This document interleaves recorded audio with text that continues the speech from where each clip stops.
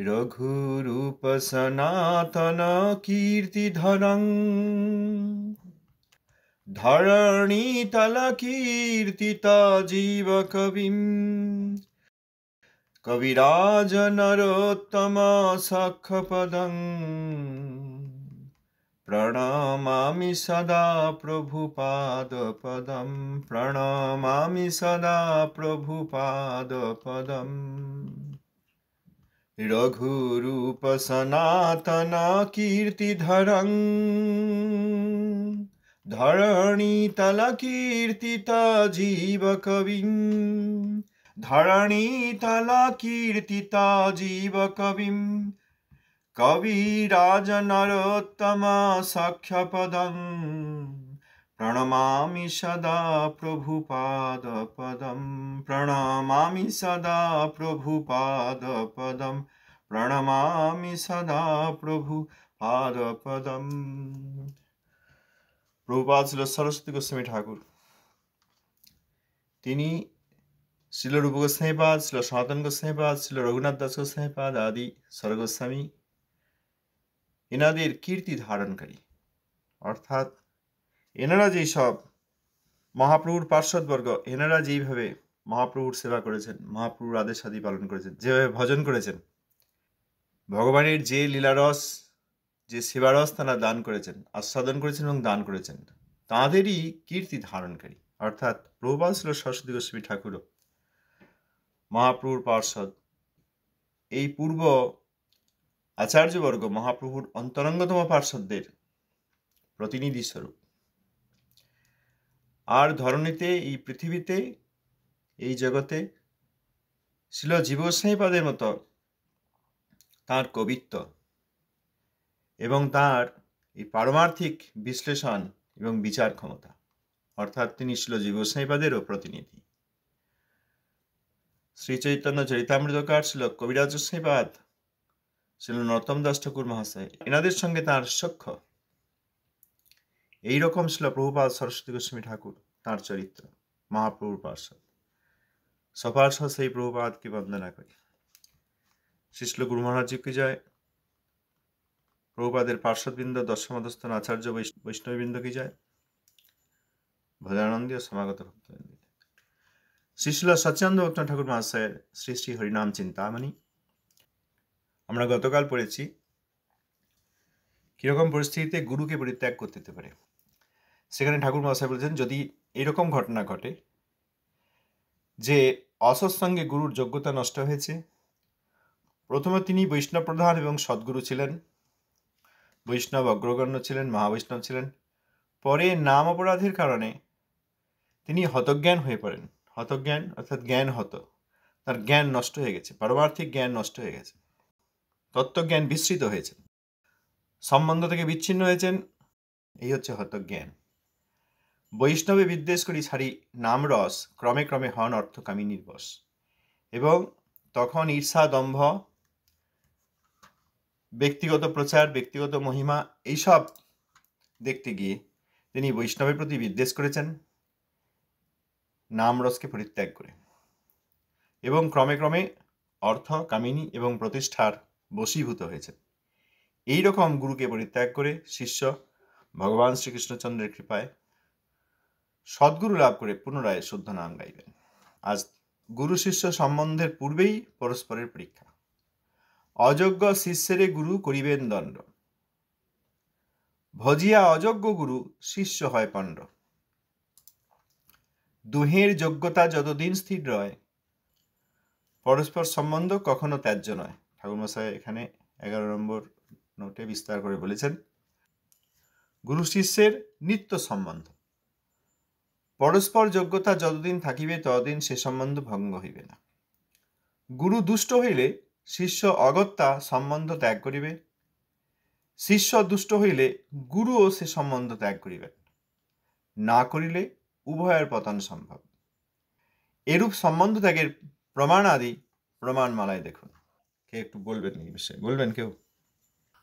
প্রভু, এটা তো আমরা যেটা জানতে পারলাম যে যখন সদ্গুরু ঠাকুর মানে দুইজন মহাভাগবত গুরু তারপরে তিনি যদি অসৎ সঙ্গ হন বা অযোগ্য শিষ্য করেন, তাহলে তার বৈষ্ণবতা হত হয়, অর্থাৎ নষ্ট হয়ে যায়, তখন তাকে সদ্গুরু বলা যায় না। তখন শিষ্য যদি হয় বুঝতে পারে এরকম, তাহলে শিষ্য তার সেই যাকে আশ্রয় করেন সেরকম গুরু, তিনি আগে সৎ ছিলেন পরে নষ্ট হয়ে গেছেন অসৎ সঙ্গের প্রভাবে, তাকে তৎক্ষণাৎ ত্যাগ করবেন।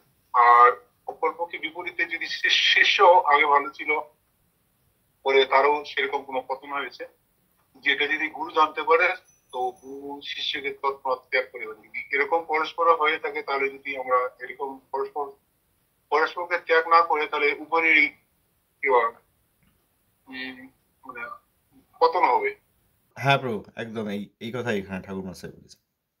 খুব ভালো লাগলো আপনি বললেন। এখানে অযোগ্য শিষ্যকে গুরুদেব দণ্ড দেবেন, অর্থাৎ শাস্তি দেবেন। আবার গুরু যদি অযোগ্য হন, তাঁর অনুসরণ করে শিষ্যও পণ্ড হয়, অর্থাৎ শিষ্যেরও ভবিষ্যৎ অন্ধকার, শিষ্যের উদ্দেশ্য সফল হয় না। অযোগ্য গুরুকে যদি সম্মান করা হয়, আমরা প্রায় এই কথা বলি, গতকাল এই কথা আলোচনায় কিছুটা এসছে, আজকে ঠাকুরমশাই লিখিয়ে দিয়েছেন যে অযোগ্য গুরুকে ভজনা করে শিষ্য পণ্ড হয়। অযোগ্য গুরুকে ভজনা করে মানে কি হয়? কিভাবে অযোগ্য গুরুর ভজনা হয়, কে বলবেন? অযোগ্য গুরু ভজনা হয় না, তো এটা দীর্ঘদিন তার সাথে পরিচিত পাশাপাশি থেকে একটা লৌকিক সম্বন্ধ হয়ে গেছে। সেই সম্বন্ধের কারণে তিনি আর তার সামনে এই একটা যে মোহ আছে, তিনি এটা আর ত্যাগ করতে পারেন না। পরস্পর একটা যে দীর্ঘদিন থাকার পরে একটা যে পরস্পরের প্রতি পরস্পরের একটা সম্বন্ধ হয়েছে, একটা মায়া উৎপন্ন হয়েছে, স্নেহ প্রীতি, এটা মানে অশাস্ত্রীয় এখনো চলছে, কিন্তু তথাপিও এটা একে অপরকে তিনি জানতে পারেও তার মধ্যে একটা যে দীর্ঘদিন থাকার পরে যে একটা যে মমতা হেতু উৎপন্ন হয়েছে বা স্নেহ হয়েছে, সম্বন্ধ হয়েছে, সেই সম্বন্ধটা সেই মমতাটা আর কি ত্যাগ করতে পারে না, এই কথাটা বলা হয়েছে। প্রভু যা বললেন সেইটা। এবার অযোগ্য শিষ্য তো হতেই পারেন, শিষ্য অযোগ্য হতেই পারেন। তিনি এসছিলেন, মনে হয়েছিল ভজন করবেন বা ভজনে হয়তো শুরুও করেছিলেন, পরবর্তীকালে যে বিভিন্ন প্রকার বৈষ্ণব অপরাধ আদি করে বা গুরু অবজ্ঞা করে শাস্ত্রবিরুদ্ধ কার্য করে তারা শিষ্যত্ব আর রাখতে পারেননি। শিষ্যত্ব লঘু, শিষ্যত্ব শিখছেন, শিষ্য ছাত্র, তাকে দণ্ড দেবেন অর্থাৎ শাস্তি দেবেন। শাস্তিদানের দ্বারা শিষ্যকে গুরুদেব আবার যোগ্য করতে পারেন। যদি শাস্তি দেন গুরুদেব, যোগ্য গুরুদেব অযোগ্য শিষ্যকে শাস্তি দেন, তাহলে কি হয়?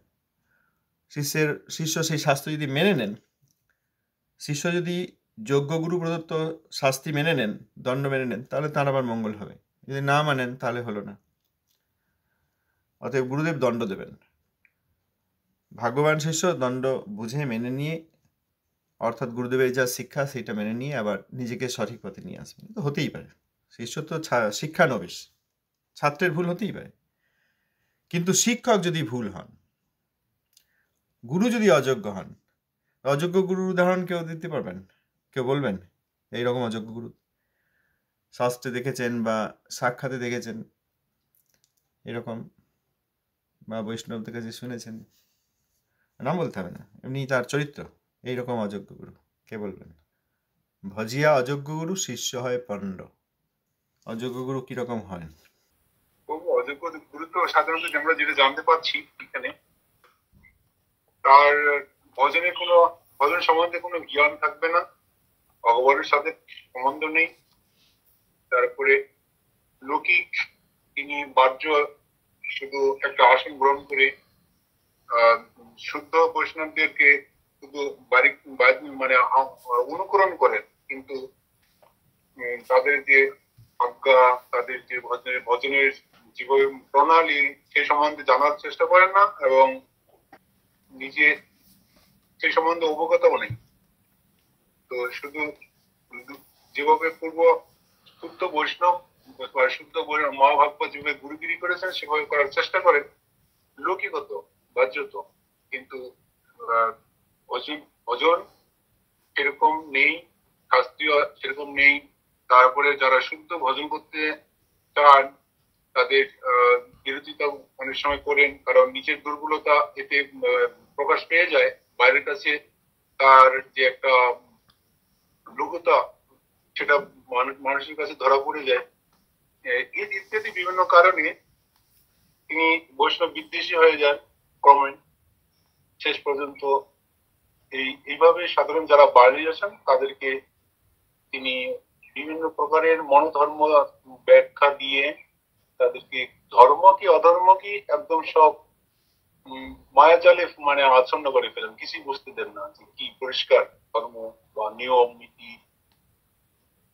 এইভাবে এখন জগতে চলছে যে কোনো মতন করে শিষ্যের সংখ্যা যত বেশি হবে তার মঠ পরিচালনা করার সুবিধা হবে, তারপরে ভজন তারও ইচ্ছা নেই, এবং যারা বাইরে এসে তাদের এই যে হরিভজন হবে সেরকম তার কোনো চিন্তা নেই। আরো অনেক কিছু আছে, আমি তো কিছু জানি না। প্রভু ধন্যবাদ, তো ভালো, ঠিক বলেছেন, একদম ভালো বুঝিয়ে দিয়েছেন আমাদেরকে। প্রভু কিভাবে বললেন আপনি কি কল্পনা করে চিন্তা করে? না প্রভু, এগুলো তো সব মঠ মন্দিরে ভক্তিবিনোদ ঠাকুরের বাণীগুলো পড়লে তার সাথে মানে মিলালেই বুঝা যাচ্ছে যে কোন দিকে যাচ্ছে। হ্যাঁ, প্রভু তার নিজস্ব জ্ঞান থেকে বললেন, শাস্ত্রে যা শুনেছেন বললেন। আরেকটা বিশেষ জিনিস যেটা এখনই প্রভু বলেও দিলেন, সেটা আমি বলতে যাচ্ছিলাম। এই যে উনি এইভাবে সুন্দর এঁকে দিতে পারলেন কারণ উনি দেখেছেন ঠাকুর মহাশয়ের শিক্ষাটা উনি হৃদয়ে রপ্ত করেছেন, হৃদয়ে লালন পালন করেছেন, ঠাকুর মহাশয়ের শিক্ষাটিকে পূজা করেছেন, আর সেই শিক্ষানুসারে চোখ খুলে দেখে, তত্ত্বজ্ঞান দ্বারা উন্মিলিত যে চোখ, সেই চোখ খুলে দেখে তিনি এই রকম ব্যক্তিদের দেখেছেন না প্রভু? সেই জন্য আপনি বলতে পারেন একটা গাছ দেখে যেমন গাছের বর্ণনা দেওয়া যায়, সব দিক দিয়ে সারা পৃথিবী ভরে গেছে। হ্যাঁ ঠিক। একটা গাছ সামনে দেখলে যেমন তার বর্ণনা দেওয়া যায়, এরকম গাছ রয়েছে, এত বড় গাছ, এই ফল হয়েছে, এরকম রং ইত্যাদি, হাওয়া দিচ্ছে, সব দেখলে যত সুন্দর বলা যায়, প্রভু সেইভাবে বললেন। ঠাকুর মহাশয়ের শিক্ষা যখন আমাদের হৃদয়ে আসবে, তখন আমরা সামনে দেখতে পাবো যে এই শিক্ষা অনুসারে কি হচ্ছে আর শিক্ষার বিপক্ষে কি হচ্ছে। আচ্ছা, এরপর বলছেন এই যে এই শ্লোকটায়, ভজিয়া অযোগ্য গুরু শিষ্য হয় পণ্ড। এই ভজিয়া মানে কি? অযোগ্য গুরু হলো কেমন হবেন? শিষ্য, প্রভু এটাও বললেন শিষ্য কিরা ওই মায়া মমতা করছে, মানে হয়ে গেছে একটা সম্পর্ক, একটা লৌকিক সম্পর্ক, অনেকদিন দেখছে, একটা প্রাকৃত মায়া মমতা, সেখানে পারমার্থিক শব্দব্রহ্মের যেরকম, পরব্রহ্মের যেরকম সেই রকম ধারণা না থেকে এই একটা লৌকিক মায়িক আচারে এরকম অযোগ্য গুরুকে শিষ্য ভজিয়া। এই ভজিয়া মানে কিরকম হতে পারে? কেউ বলতে চান? অযোগ্য গুরুর ভজন শিষ্য করছে, কিভাবে শিষ্য এরকম ভজন করতে পারে?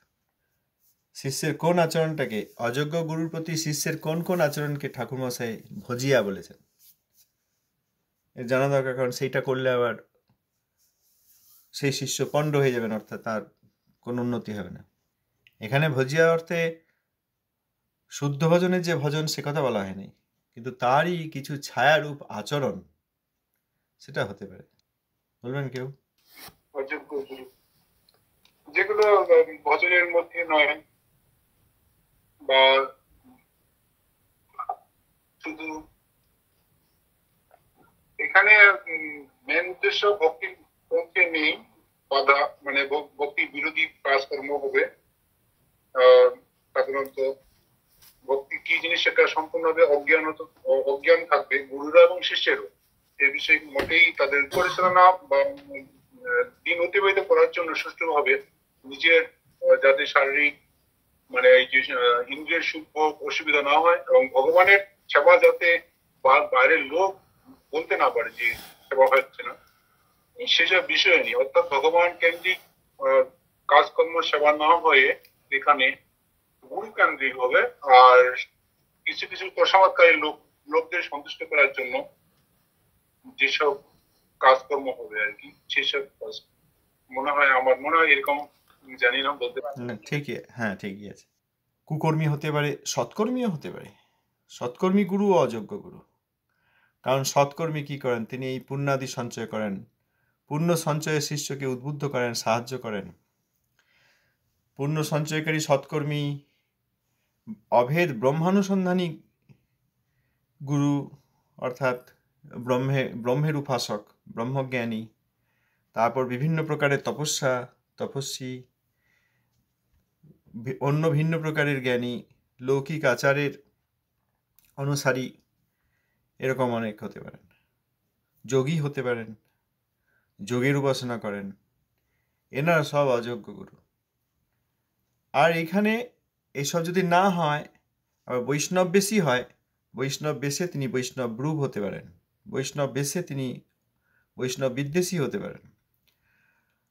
আবার তিনি শিষ্যত্ব গ্রহণ করে, শুদ্ধ বৈষ্ণবের শিষ্যত্ব গ্রহণ করে সেই গুরুকে অবজ্ঞা করতে পারেন, পূর্ব গুরুবর্গ সকলকে অবজ্ঞা করতে পারেন।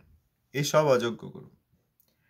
সাধারণ সৎকর্মী, কুকর্মী, জ্ঞানী, তপস্বী, যোগী এইসব গুরুদের অপেক্ষা বৈষ্ণব রূপী, বৈষ্ণব বিদ্বেষী গুরু আরো ভয়ঙ্কর। কারণ তারা ছদ্মবেশে রয়েছেন, বৈষ্ণবের ছদ্মবেশে। অতএব সেখানে আরো ভয়ঙ্কর। কোনো সৎকর্মী যদি গুরু হন, শাস্ত্রাদি দেখলে তো শিষ্য বুঝতে পারবেন, শুদ্ধ বৈষ্ণবের সঙ্গ হলে শিষ্য বুঝতে পারবেন, তাই তো আমি তো একজন কর্মীর শিষ্য, পুণ্য যাতে পাওয়া যায় সেই ব্যবস্থা করেন। কিন্তু সেই শিষ্য বুঝতে পারবেন যদি শুদ্ধ বৈষ্ণবের সঙ্গ হয়। কিন্তু যারা এই বৈষ্ণব বেশে আছেন কিন্তু ভয়ঙ্কর বৈষ্ণব বিদ্বেষী, গুরুবজ্ঞাকারী, এইরকম ব্যক্তিকে চট করে বুঝতে পারবেন না। কারণ তারা দেবে না তো মহাপ্রভুর মতোই, মহাপ্রভুর অনুসরণ করেই চলছেন, মহাপ্রভু অনুসরণ করে চলছেন, তিলক রয়েছে, হাতে মালা রয়েছে, এত সংখ্যা মালা করেন, প্রতিদিন হরিনাম করেন, তারপরে এই গেরুয়া রং রয়েছে, হাতে দণ্ড রয়েছে, ব্রাহ্মণ কুলে জন্ম হয়েছে, ইত্যাদি ইত্যাদি, আচার্য হয়েছেন, এত সব শিষ্য, তিনি এইভাবে আরতি করেন, এইভাবে সব করেন, কীর্তন করেন, প্রতিদিন পাঠ করেন গ্রন্থ খুলে, এইসব। এইরকম অযোগ্য গুরুকে ধরে ফেলা আবার খুব কঠিন। যারা চুরি করতেছে তাদেরকে চোর বলে বোঝাই যাচ্ছে, কিন্তু যিনি সাধু বেশে চুরি করতেছেন তাকে বোঝা খুব কঠিন।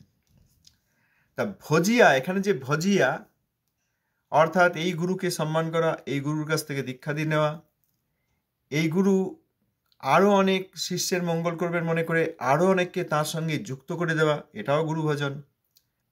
তার আরতি করা, তার পরিক্রমা করা অযোগ্য গুরুর ভজন। তার জন্য ফলমূল কিনে এনে ভোগের ব্যবস্থা করা, গুরুদেবের জন্য একটা চাদর কিনে দিই অযোগ্য গুরুর জন্য, তাকে চিন্তা করা অযোগ্য গুরু ভজন। তাকে চিন্তা করে মনে মনে আদর করা, তার আনুগত্যে হরিনাম করছি এই ধারণা করাও অযোগ্য গুরু ভজন। করছেন তো হরিনাম, কিন্তু এই অযোগ্য গুরুর অধীনতায় করছেন। এখন যদি সত্যিই তার মধ্যে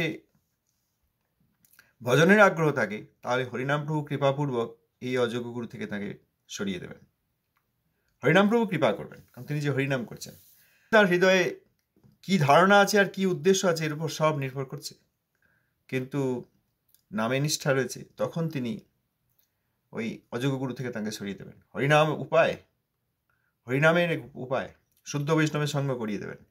কিন্তু যতদিন এই অযোগ্য গুরুকে শ্রদ্ধা করে তার আনুগত্যে হরিনাম করা হচ্ছে, এও অযোগ্য গুরু ভজনের অংশ হয়ে যাচ্ছে। এই রকম আবার অযোগ্য গুরুকে অযোগ্য বললে এই সব শুদ্ধ শাস্ত্র এবং যারা এই শুদ্ধ শাস্ত্রের কথা বলছেন এবং শুদ্ধ ভক্ত, তাদের বিরোধিতা করাও অযোগ্য গুরু ভজন। এই আপনি আমার গুরুদেবকেই বললেন, এরকম দেখা যায় তো। মারধর হয়েছে এরকমও দেখা যায়, পিটিয়ে একদম শেষ করে দিচ্ছিল এরকমও দেখা যায়। অতএব এইগুলো সব অযোগ্য গুরু ভজন। এইরকমভাবে কোনো না কোনোভাবে যদি অযোগ্য গুরুকে ভজন করেন, ভজিয়া অযোগ্য গুরু, শিষ্য হয় পণ্ড হয়ে যায়, মানে তার কোনো উদ্দেশ্য সফল হয় না, হরিভজন সম হয় না। এরপর বলেছেন, দুহের যোগ্যতা যতদিন স্থির রয়, পরস্পর সম্বন্ধ কখনো ত্যায্য নয়।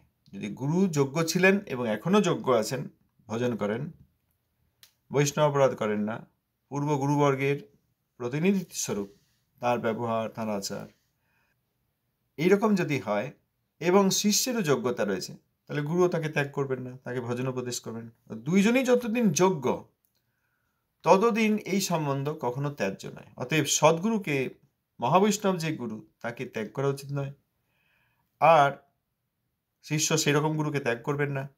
আর যে শিষ্য ভজন করতে চায়, এরকম শিষ্য, তার যোগ্যতা রয়েছে, ভজন করতে চান মানে সেই শিষ্য যোগ্য শিষ্য, এদের এই পরস্পরের সম্বন্ধ কখনো পরিত্যাগ করা উচিত নয়।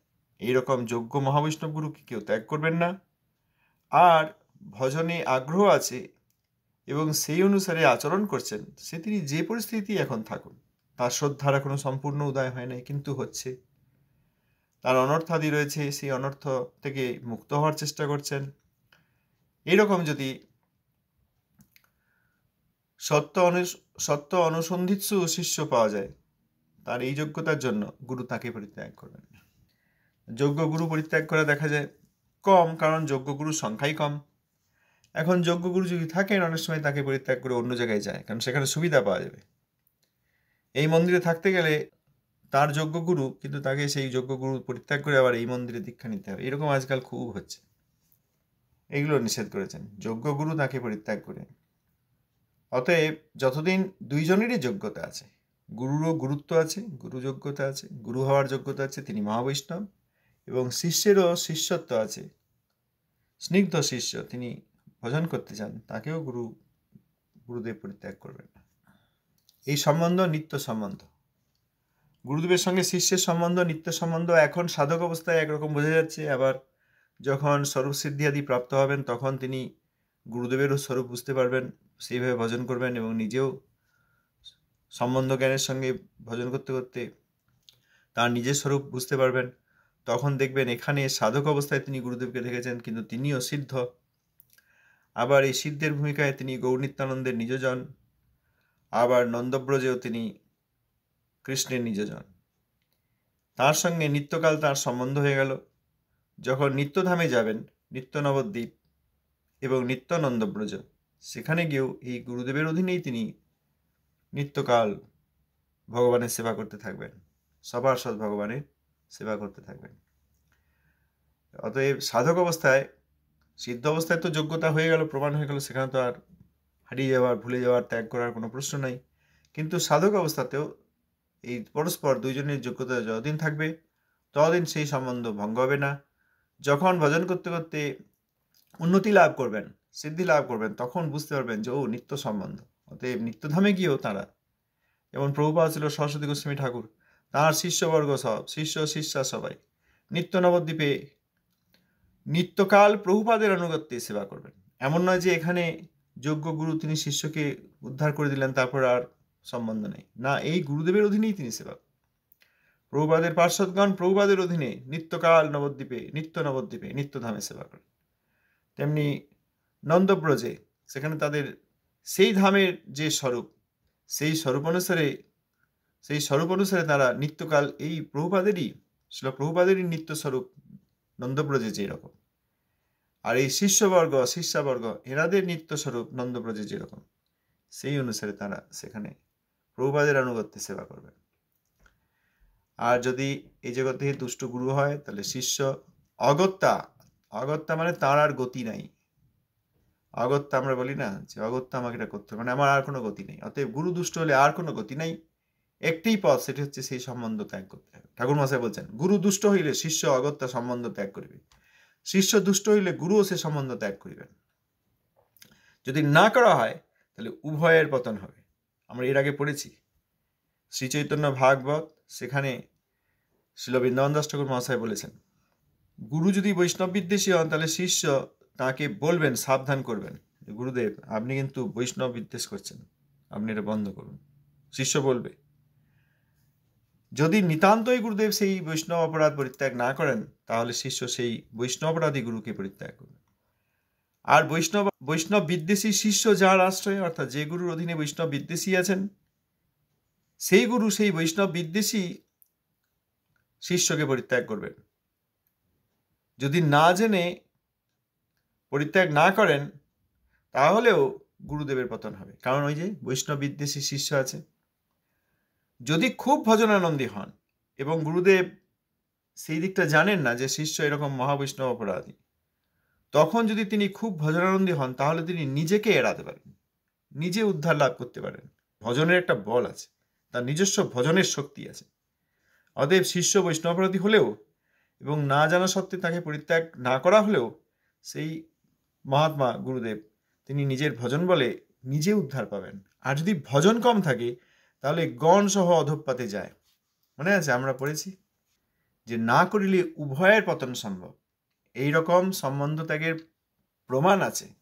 প্রমাণমালায় দেখুন ঠাকুরমশাই শ্রী হরিনাম চিন্তামণিতে যা লিখেছেন এই শাস্ত্র অনুসারে লিখেছেন।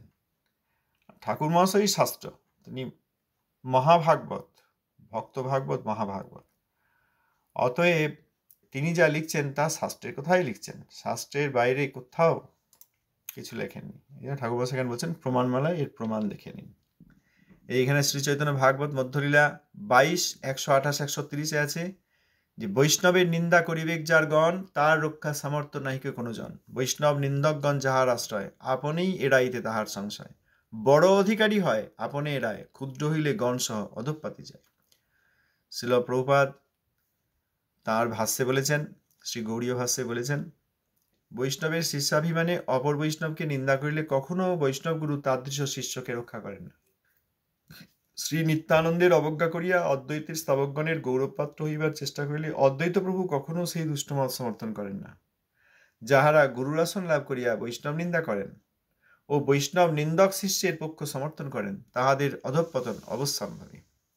এই যে বলছেন যাহারা গুরুর আসন লাভ করিয়া বৈষ্ণব নিন্দা করেন, নিজে নিন্দা করেন ও বৈষ্ণব নিন্দক শিষ্যের পক্ষ সমর্থন করেন। শিষ্য কোনো মহাবৈষ্ণবের নিন্দা করছেন, গুরু সেখানে মৌন থেকে তাকে সমর্থন করছেন, বলছেন হ্যাঁ ঠিকই বলেছে। এদের অধঃপতন অবশ্যম্ভাবী।